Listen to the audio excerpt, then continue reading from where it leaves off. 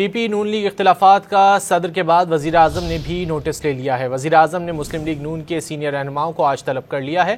وفاقی وزیر برائے داخلہ محسن نقوی بھی وزیر اعظم سے الگ ملاقات میں صدر کا پیغام پہنچائیں گے۔ اس بارے میں مزید جانیں گے ڈان نیوز کے نمائندے عرفان صدوزئی سے۔ عرفان، مزید کیا معلوم ہو سکا؟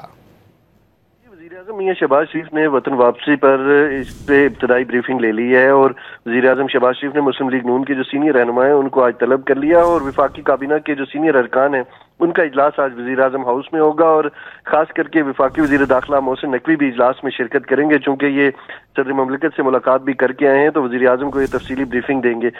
اس کے علاوہ محسن نقوی وزیر اعظم سے الگ ملاقات بھی کریں گے اور وزیر داخلہ وزیر اعظم کو صدر آصف زرداری کا پیغام پہنچائیں گے اور نون لیگ کے جو سینئر رہنما ہے پیپلز پارٹی کے ساتھ کشیدگی ختم کرنے کی کوششوں سے آگاہ کریں گے اور پیپلز پارٹی کے مطالبات سے بھی آگاہ کیا جائے گا۔